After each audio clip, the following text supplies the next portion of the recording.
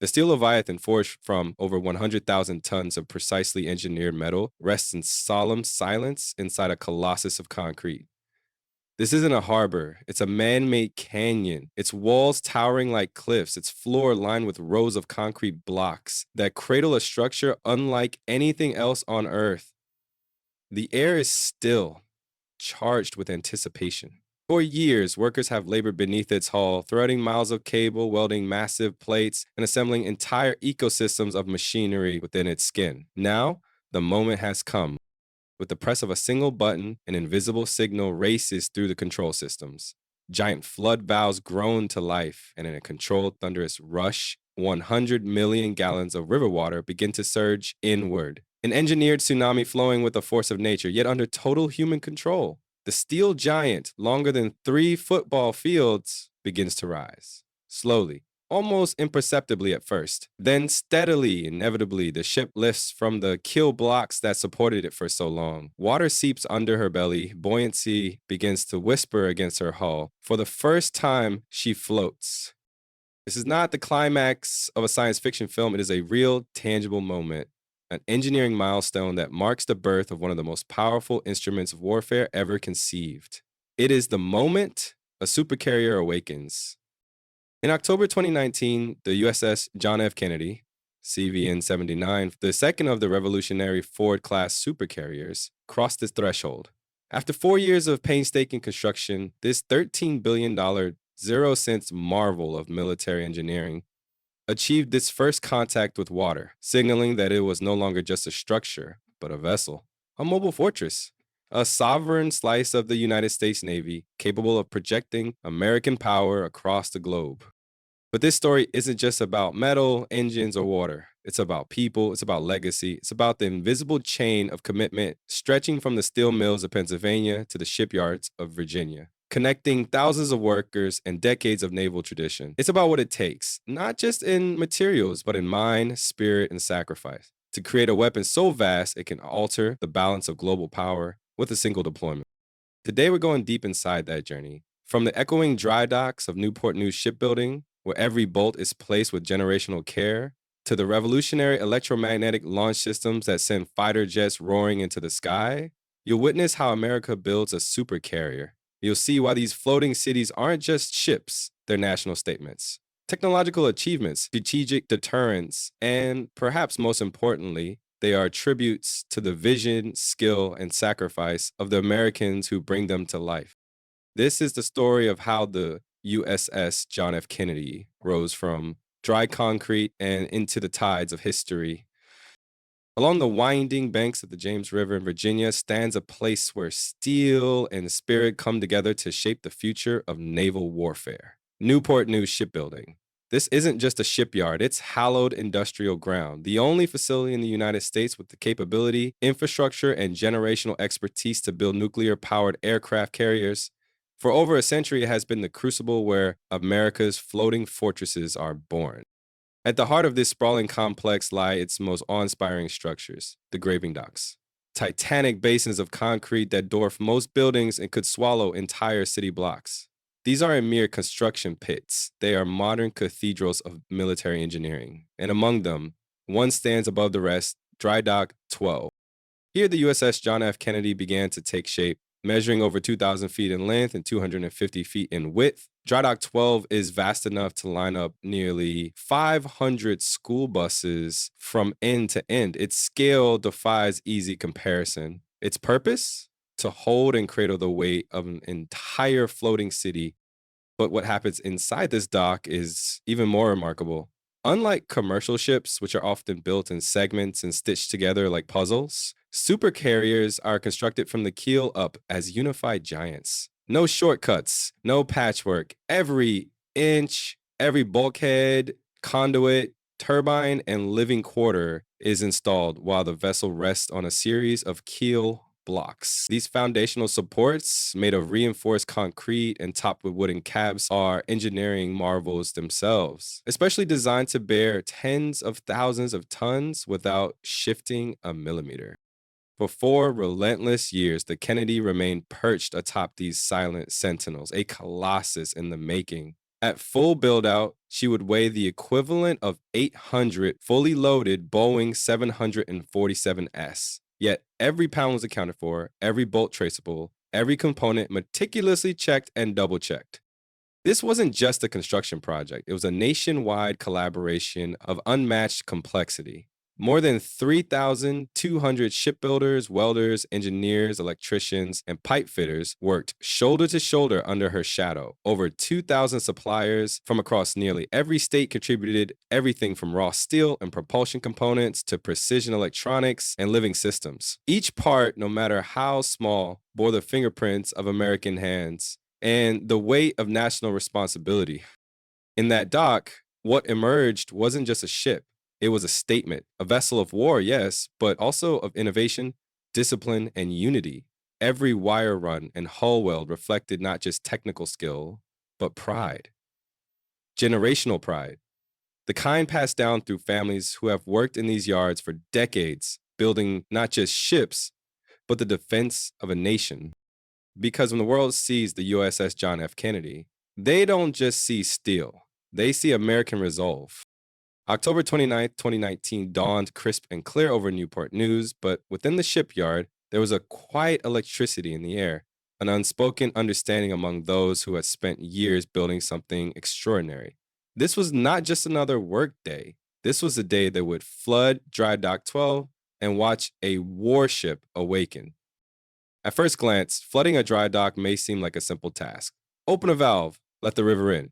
But in reality, it is a symphony of engineering, timing, and absolute control. The process unfolds not in hours, but over days, executed with military grade precision and coordinated across countless teams.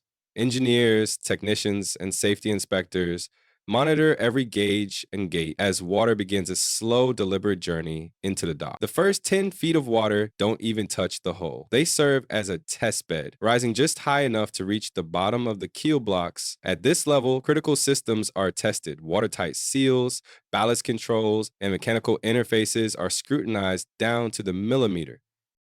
The water doesn't just rush in, it flows through pre calibrated channels guided by hydraulic controls and computer monitored sluices. Every gallon is measured, every rise in water level is planned. Inch by inch, the invisible barrier between construction and seafaring begins to dissolve. Then, slowly, almost imperceptibly, it happens. The USS John F. Kennedy, which for 4 years had rested like a sleeping titan on a bed of concrete and wood, begins to shift. A fraction of an inch at first, a breath. The keel blocks, once her sole support, are no longer her captors. The ancient laws of physics awaken displacement, buoyancy, balance. The water, having gently enveloped her steel hull, now lifts her. And for the very first time, this massive 100,000-ton supercarrier floats. It's a moment that no photograph can truly capture. It's not loud or sudden, it's quiet, reverent, like watching a cathedral lift off the ground. For the thousands who built her, it is the culmination of years of labor, sacrifice, and skill now suspended in the soft ripples of a rising tide. Mike Butler, the Kennedy's program director, described it perfectly. The flooding of the dry dock is truly a historic event, a special moment for the men and women who worked to get the ship to this point. And what made this moment even more remarkable, it arrived 3 months ahead of schedule, a rare achievement in modern military construction. It was not just a win for efficiency, it was a testament to the relentless discipline, coordination, and determination of America's shipbuilders.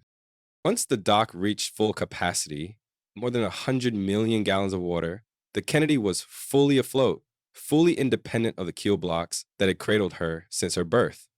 She had become a vessel in the truest sense. No longer bound to the earth, she was now guided, ever so gently, by tugboats and line handlers toward the west end of the dock. There, she would undergo further testing and final preparations before her ceremonial christening. But already something profound had changed. She had touched water. She had floated.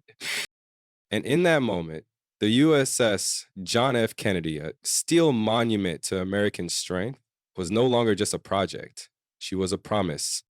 December 7th, 2019, a date forever etched in American memory, dawned with solemn significance at Newport News Shipbuilding. On the anniversary of the attack on Pearl Harbor, a new symbol of American resilience and naval power stood ready at the edge of her berth dock. The USS John F. Kennedy had floated, but she had not yet been christened. That honor fell once again to Caroline Kennedy, daughter of the ship's namesake, and a living link to the legacy the vessel now carried forward. With dignitaries assembled, sailors at attention, and workers watching with pride, Caroline stepped forward, a bottle of champagne cradled in her hands.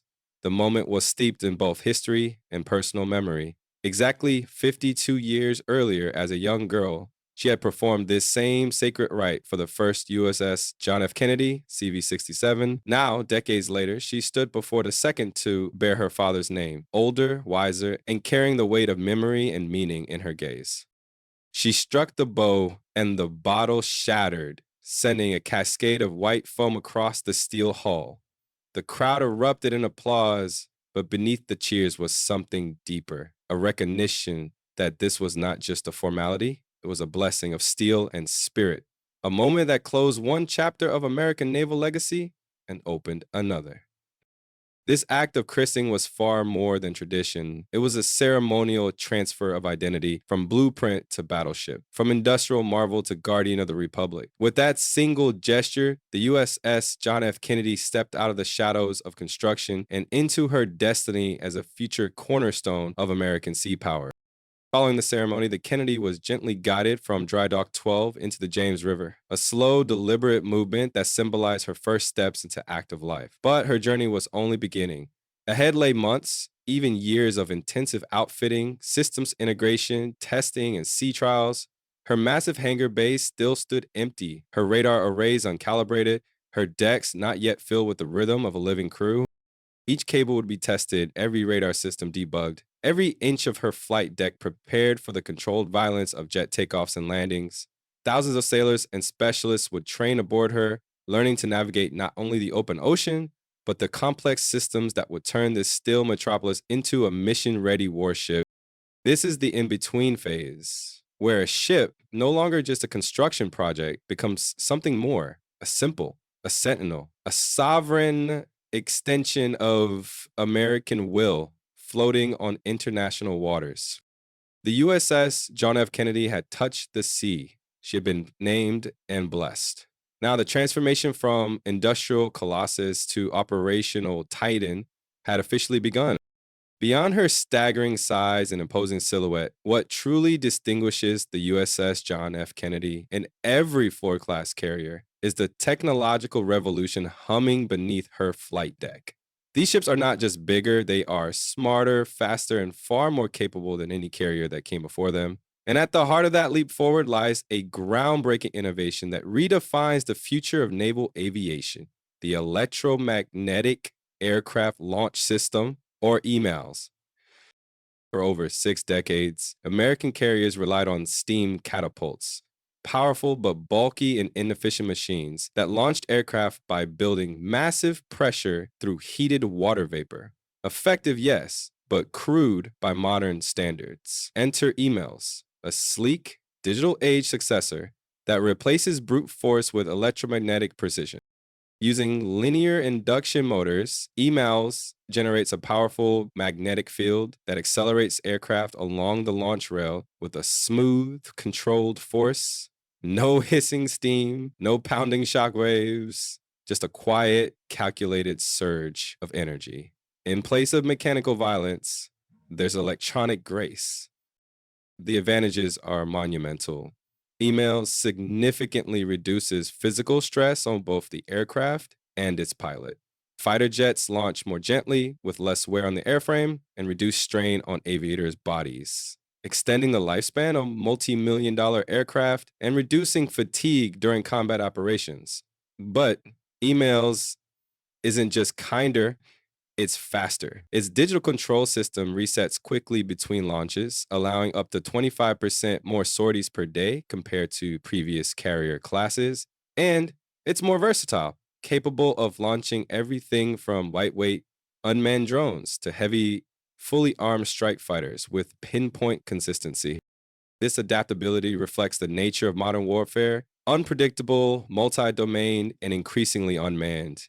With emails, the carrier isn't just a floating airport, it becomes a flexible weapons platform for a new generation of aircraft and missions.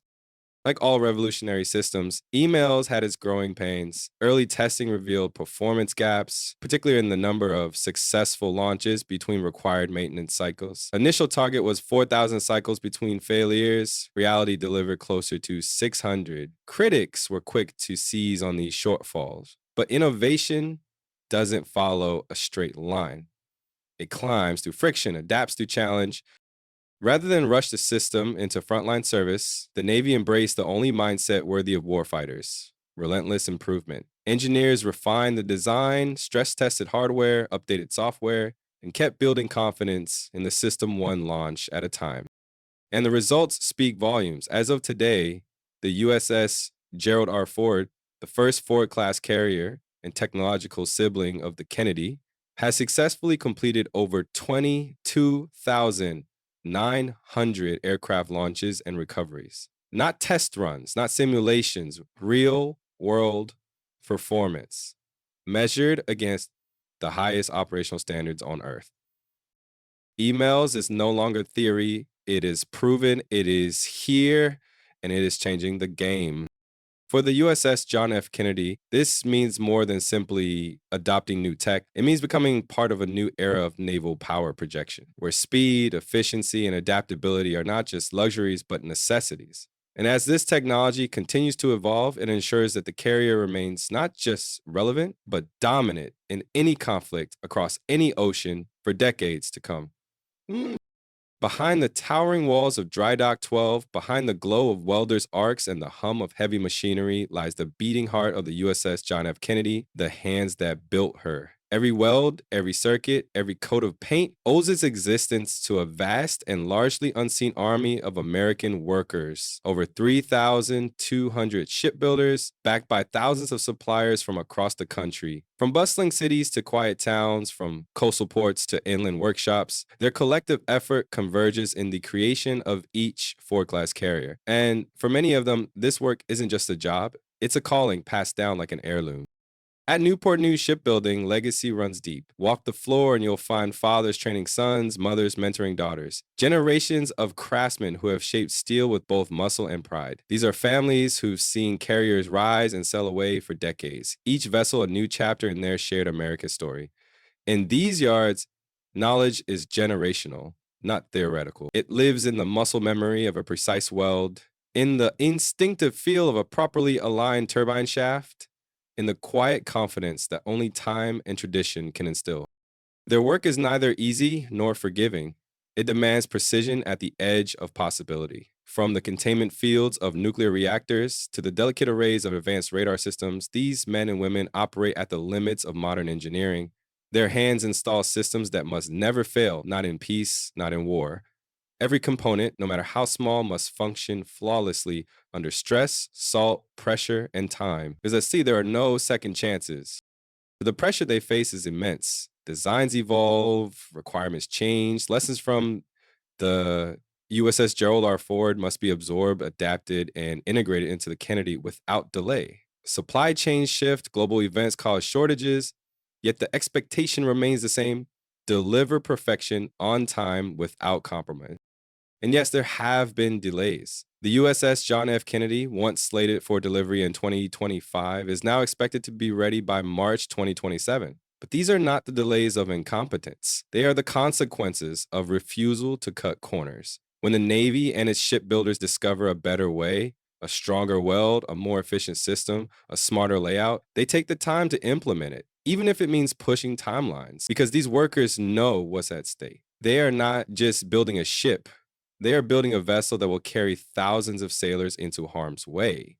Their children may one day serve on the decks they helped construct.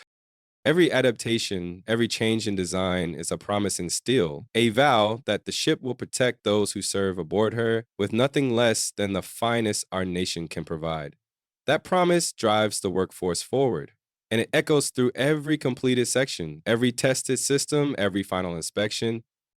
When the USS John F. Kennedy finally sails, it will not be just a triumph of machinery or strategy. It will be the living testament of American labor. of sweat and skill, of intergenerational excellence forged beneath sparks and cranes. And that human story, the quiet heroism of the builders, is every bit as powerful as the engines that will one day drive her through the sea.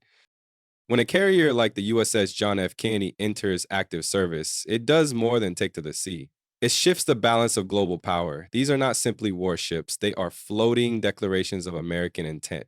Visible, mobile, and unmistakable symbols of presence, strength, and strategic will.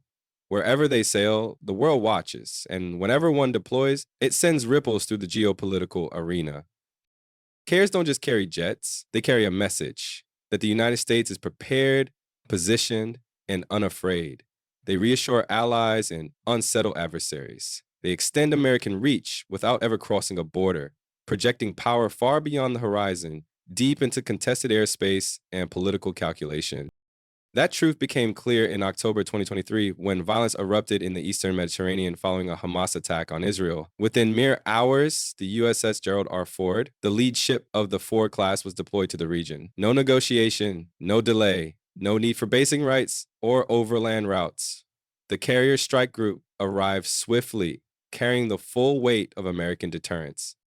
This kind of immediate response is only possible because of the massive infrastructure, advanced technology, and human expertise built into the fleet. A single Ford class carrier is a nation unto itself. A mobile air force with up to 90 aircraft, including the F-35 Sea Lightning II, the world's most advanced carrier-based stealth fighter. From deep international waters, it can project power hundreds of miles inland without ever needing to touch foreign soil. But the carrier does not sail alone. Each one is the centerpiece of a carrier strike group, surrounded by guided missile destroyers, cruisers, supply ships, and often a fast attack submarine lurking below the surface. This collective force brings an overwhelming blend of air, sea, and undersea dominance, capable of engaging multiple threats simultaneously. Few nations can match its total power, fewer still would dare to confront it. Yet the carrier's reach isn't just measured in weapons and wings, it's measured in jobs, innovation, and economic gravity. The construction of these giants sustains hundreds of thousands of American jobs, from Rust Belt steel mills to high-tech microchip plants, from rural subcontractors to urban manufacturers. It fuels a nationwide ecosystem of excellence where welding tools and silicon wafers are equally vital to national defense. Even abroad, allies have taken notice. Nations like France, long leaders in carrier development themselves, have now adopted EMALS, the electromagnetic aircraft launch system, and advanced arresting gear, acknowledging the superiority of American engineering in this domain. It is a rare moment when a foreign navy publicly integrates U.S. carrier launch technology, proof that the Ford-class design has set a new global standard. The Kennedy is not yet at sea, but already her very existence shapes the global conversation.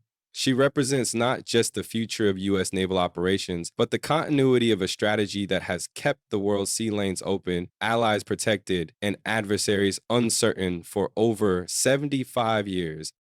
Because when a Ford-class carrier enters the water, it doesn't just float, it commands attention. Looking ahead, the Ford-class program is far more than a fleet. It is a blueprint for American naval supremacy well into the second half of the 21st century. With 10 supercarriers planned, the program stretches beyond our current conflicts and into the unknown future, ensuring that no matter how the global order evolves, the United States will remain at the helm of the world's oceans. These carriers are not just successors, they are evolutions. Each new ship refines the lessons learned from the one before, improving construction speed, integrating smarter systems, and expanding what's possible at sea. The USS Enterprise, TVN 80, already under construction, carries the legacy of the most storied name in U.S. Navy history, and CVN 81. The USS Doris Miller will mark a profound and historic shift in naval tradition. The first aircraft carrier named after an African American and the first ever named in honor of an enlisted sailor. Doris Miller was not an admiral or a president. He was a mess attendant aboard the USS West Virginia on December 7, 1941, when the bombs began to fall on Pearl Harbor. Without hesitation, he carried wounded crewmates to safety and manned a machine gun he had never been trained to fire, defending his ship until the ammunition ran dry. His valor not only earned him the Navy Cross, it changed the course of history. And now his name will sail across the world's oceans, a living symbol of courage, equality, and the unbreakable American spirit. The tradition continues with future carriers CVN 82 and CVN 83, which will bear the names of Presidents Bill Clinton and George W. Bush, reflecting a bipartisan commitment to strong naval power. These ships, like those before them, are not monuments to individuals, but tributes to the enduring institutions and values they served: security, service, and sacrifice. But what truly sets the Ford class apart is that these carriers are built not just for today's wars, but for tomorrow's unknowns. Remarkably, each ship currently utilizes only half of its massive electrical generation capacity, leaving the other half untouched. A blank canvas reserved for technologies that have yet to be invented: directed energy weapons, railguns, advanced electronic warfare suites, AI driven combat systems. Whatever breakthroughs emerge in the coming decades, the Ford class is ready to receive them. This built in adaptability ensures that these vessels will not grow obsolete with time. Instead, they will evolve with the threats they face, serving as flexible platforms for power projection, humanitarian response, and technological experimentation for generations to come. And so, with every new launch, every christening, every departure from dry dock, America does more than deliver steel to water. It sends a message to the world that our strength is not just in size or firepower, but in continuity, ingenuity, and resolve. That we do not shrink from the future, we build toward it. And that as long as freedom needs defending, there will always be a ship, a crew, and a flag prepared to answer the call. The Ford class isn't just a leap forward in naval engineering, it is the enduring promise of American leadership at sea. From the thunderous flood of 100 million gallons in a silent dockyard to the moment a supercarrier slices through open ocean under its own power, the journey of building an aircraft carrier transcends steel, circus, and propulsion. It is more than engineering. It is a living testament to what a free people can achieve when united by purpose. Every beam of metal, every bolt tightened, every system brought online represents American ingenuity, endurance, and belief in something greater than ourselves. Because these ships carry more than weapons, more than aircraft, more than technology. They carry the weight of national resolve, the voice of a people who, across generations, have chosen to defend liberty, not only at home, but wherever it is threatened. They embody the quiet defiance of a nation that has never waited for the tide to turn, but has always built the ships to sail into it. Each aircraft carrier is a floating cathedral of resolve, forged not just in factories, but in families, by welders, engineers, electricians, pipe fitters, designers, and dreamers. Every rivet is a fingerprint, every panel a story. From the men and women on the build floor to the sailors who will one day walk her decks, the ship becomes a vessel of sacrifice and service, held aloft by generations who believe in the American promise. So when you glimpse one of these majestic vessels on the horizon, whether docked in a home port or silhouetted against an uncertain sea, remember what lies beneath her surface. Not just reactors and radar, but years of tireless labor, decades of accumulated wisdom, and the courage to face a future we have yet to meet. This is not just a ship, it is America underway.